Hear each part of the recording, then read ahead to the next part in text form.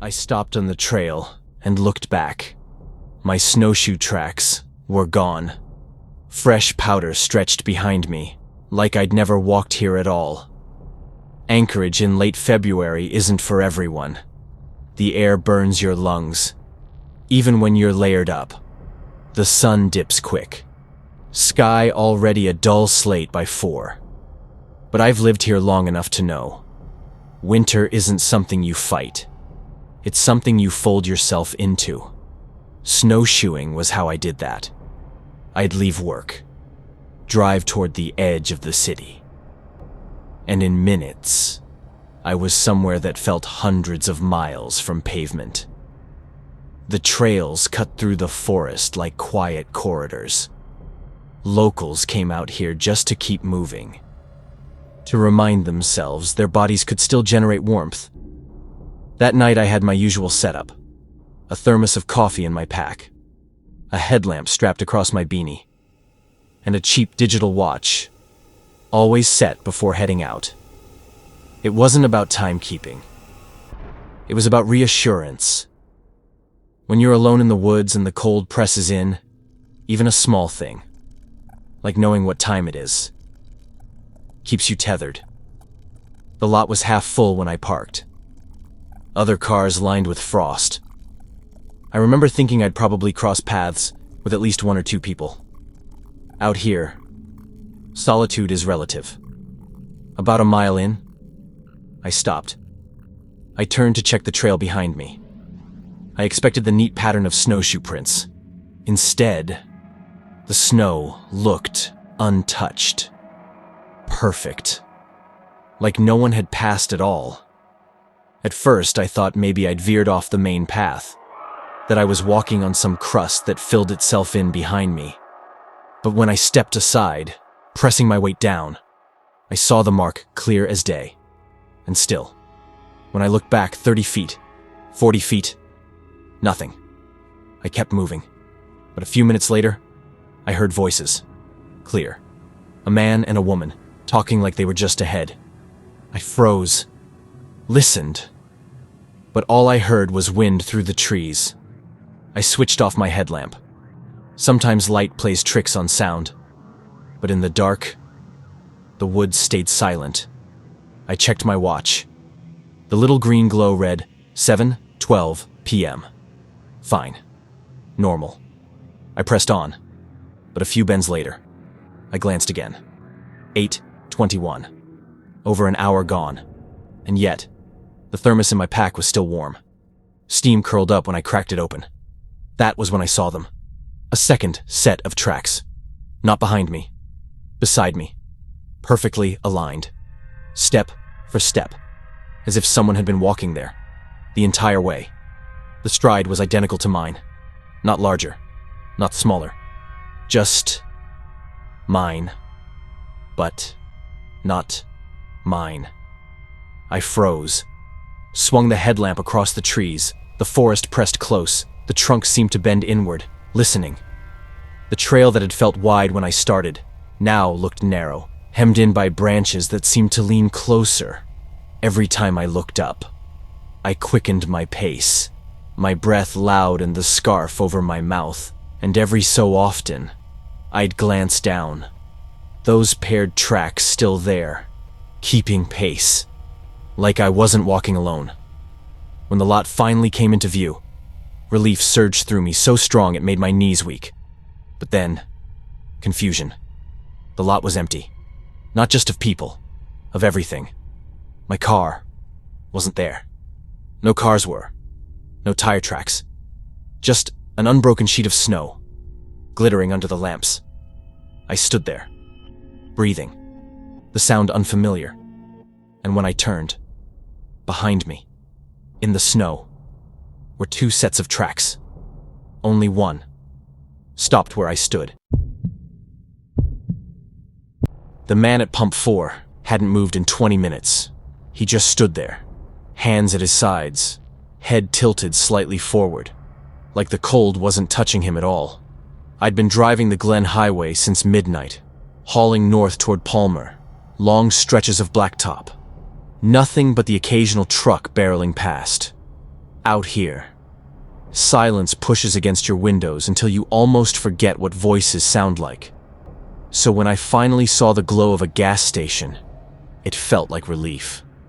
A canopy of buzzing fluorescent tubes, 2 diesel rigs idling off to the side, snow piled in dirty mounds where the plows had shoved it back. Inside, the air was warmer, but stale. Old coffee, dust on racks of jerky and motor oil. The cashier was a young guy, maybe 20, trying too hard to stay awake. We made small talk while I poured a paper cup of coffee. "How far you headed?" he asked. "Palmer," I said. He just nodded, like he'd heard that answer 100 times before. Everything about it was ordinary, comforting even. Which is why what I saw when I looked back outside didn't make sense. The man at pump 4 was still there, not pumping gas, not moving, just standing beside a silver sedan, nozzle still in the holster, head slightly bowed, like he was studying the concrete at his feet. I mentioned it to the cashier. "What's with the guy outside? He okay?" The cashier frowned. "What guy?" I pointed through the glass. Pump 4, lit up under the canopy, but he just shook his head. "Those pumps are empty." Haven't had anyone out there for hours, I didn't argue. Told myself I was overtired. Went back to sipping the bitter coffee. But every time I glanced up, the man was still there, still motionless. When I finally stepped outside, the cold slapped hard across my face.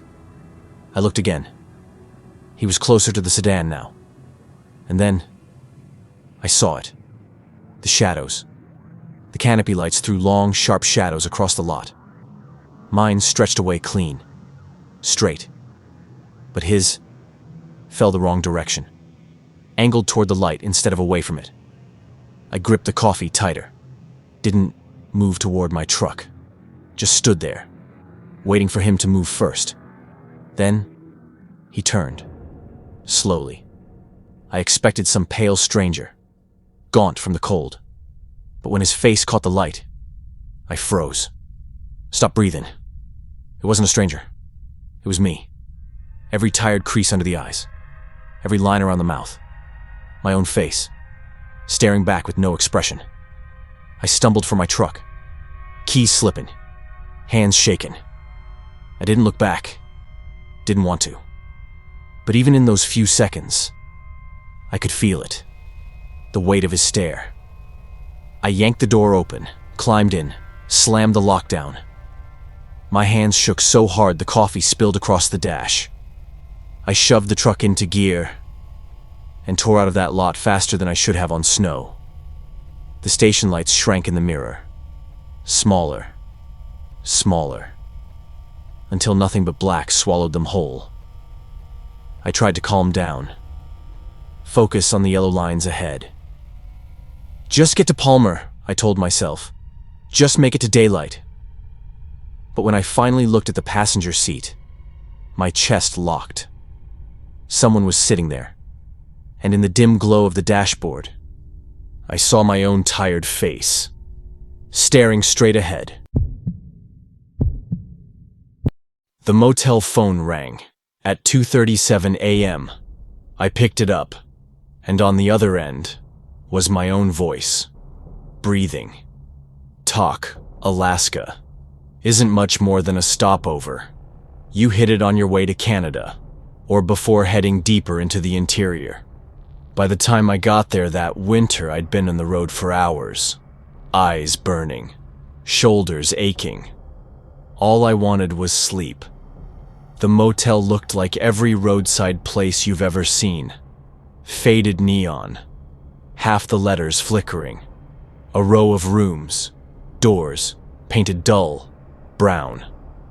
Inside, the walls were thin. I could hear the faint murmur of a TV in the room next door. And somehow, that little sound made me feel less alone. I dropped my bag on the bed, flicked on my own TV. Some late-night rerun hummed in the background. I wasn't watching. I just needed voices, noise to push back the silence. The heater groaned in bursts, clicking, straining against the cold pressing through the window. Everything about it was ordinary, forgettable, until the phone rang. It was one of those beige desk phones, the kind that hasn't been updated in decades. The ring cut sharp through the room. I answered. Nothing. Not silence, exactly. A faint hiss. Then, breathing. Slow. Careful. Like someone trying not to be noticed. I hung up. Told myself, wrong number, bad wiring. 10 minutes later, it rang again. I picked up. The breathing was louder this time. And then, I heard it. A voice. My voice. Whispering the same word I had just spoken into the room. Hello. The sound of your own voice. When no one else is there. It does something to you. Shrinks the space. Makes the walls feel too close. I turned up the TV. Tried to drown it out. That's when I noticed what was on the screen. Not a rerun anymore. Not a show. A live feed. My room. The angle from the corner above the dresser. And there I was, sitting on the edge of the bed, staring at the TV. My heart hammered so hard I could feel it in my throat. I yanked the plug from the wall. The screen went black. But the feeling didn't stop. The phone rang again. I didn't touch it. The sound wasn't just from the phone anymore. It echoed, like someone else was repeating it inside the room. Then came the rattle. The chain lock on the door shook. Metal against metal. Like someone was testing it. Pulling. Waiting. I rushed to the window, expecting to see someone outside. But what I saw instead froze me. In the reflection of the glass, there was someone standing inside the room. Not behind me exactly. Just in the space. Like the reflection belonged to another version of the room, layered over mine. A figure I couldn't turn to face. Because every time I moved, the reflection didn't. I didn't sleep. Not a second. I sat upright in the chair, staring at the door, until daylight bled weakly through the blinds. When I checked out the next morning, I mentioned the phone, the calls, the clerk, an older woman, barely looked up from her paperwork. "You stayed in room 6?" she asked. I nodded. Her pen froze. She set it down, then said quietly, "Room 6 hasn't been in use for years.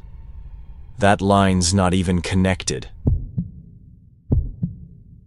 For 200 miles, the headlights stayed behind me. Same distance, same brightness, and they never got closer. The Dalton Highway at night doesn't feel like a road. It feels like an experiment in isolation. Just a strip of ice-slick asphalt carved through endless snow. No guardrails. No towns. No safe glow of houses waiting on the horizon. I was hauling south that night. The temperature had dropped so far below zero. The heater in the cab barely made a difference. The CB sat low, crackling now and then, but no real chatter. Out here, sometimes drivers talk just to stay awake. But that night, it was dead. Every few minutes I glanced at the fuel gauge. On the Dalton, you don't gamble. Run out of gas in that cold, and even a heated cab won't save you for long. I had topped off earlier, so I wasn't worried. Not at first. Then, somewhere past midnight, I saw them. Headlights. They crested a rise and settled in my mirrors. And I felt relieved. Out here, another vehicle means proof you're not the last person left in the world. But mile after mile, the lights never changed. Not closing the gap. Not fading back. Just locked. The exact same distance behind me. 20 miles. Then 50. Then 100. Always the same. I tapped my brakes. Slowed just enough that any normal driver would have caught up. But the headlights adjusted instantly. shrank back just enough to yell,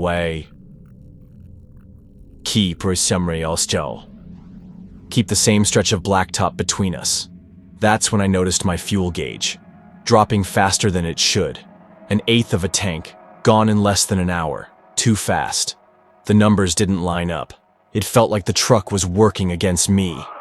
I grabbed the CB, clicked the mic, and before I could even speak, my own voice came crackling back.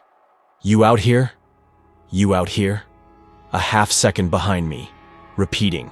My words. My voice. I snapped the radio off, drove in silence. The only sound. Tires whining over ice. And in the mirror, the lights never wavered. Finally, I decided to end it. Pull over. Wave him past. If it was another trucker messing with me, fine. Let him go. I eased onto the shoulder, waited for the engine rumble behind me. But as soon as I stopped, the headlights blinked out. Not dimmed. Not turned away. Gone. Like someone flipped a switch, and the night swallowed everything whole. I stepped outside, cold biting with every breath. The road stretched empty, black, white, silent. No tire marks, no glow, nothing. When I climbed back in and turned the key, the gauge dropped again. Less than a quarter tank left. I made it to the next gas station on fumes. Pulled in, half frozen, hands shaking on the wheel. The attendant stepped out, rag in hand, glanced at my rig, then frowned. Strange, he said. Your truck's been sitting here all night. Parked in that same spot, I didn't argue. Didn't ask. I just stared past him, at the reflection of my headlights in the station window. Two beams, shining steady, and nothing between them, but empty glass. At exactly 3:17, every night, the rocking chair moved on its own. Not fast, just one long, slow creak. The cabin sat miles off the main trail, built decades ago, by someone who wanted nothing but quiet. I had come for the same reason most people use it. For hunting. For a few days of solitude. The kind city noise never lets you have. Inside, it was simple. A wood stove that took forever to get going. A cot with a thin mattress. Shelves stacked with canned food, tools, old lanterns. Nights stretched long out there. Once the fire sank low, and the dark pressed against the windows, there was nothing to do but listen. Locals had warned me about visitors. They never explained what that meant. Just said, the woods don't always stay outside. I laughed it off at the time. Everyone out here has a story. But after the second night, I started to wonder. It started with the chair. An old wooden rocker, pushed into the corner by the stove. The kind of thing you don't notice, until you realize it's facing you, not the fire. At 3:17 a.m. sharp, the sound came. One slow creak forward, one slow creak back. I thought maybe the heat from the stove had shifted the wood, but the sound was too steady, too deliberate, like someone was settling into it. The next morning, I noticed something else. The canned food on the shelf, rearranged. The tools on the bench, nudged just slightly. Small changes. But the longer I looked, the more wrong they felt. By the third night, I didn't sleep at all. I sat up, waiting. And when the chair began to move, I turned toward the window instead of the sound. That's when I saw it. My reflection. Only, it wasn't my reflection at all. There was someone standing just behind me. I spun around. The room was empty. The chair rocked. Slow. Deliberate. The fire throwing shadows across the walls. But no one was there. I grabbed my flashlight, stepped outside, convinced I'd find tracks in the snow. Proof that something had been there. but the ground was untouched. No footprints, no trail, nothing but frozen crust stretching to the tree line. When I went back inside, the door I had shut tight was open. Just a crack, wide enough to let in the cold. Someone, or something, had been inside. On my final night, I sat facing the chair. I wasn't going to let it happen behind my back again. At 3:17, the sound came. The wood groaned. The chair rocked forward. But this time, it didn't stop. The figure sitting in it leaned into the light of the stove. And I realized I wasn't looking at a stranger. I was staring at myself. My own face. Pale. Motionless. Eyes locked on me. And as the chair rocked back, my double smiled. Just slightly. Like it had been waiting for me to notice.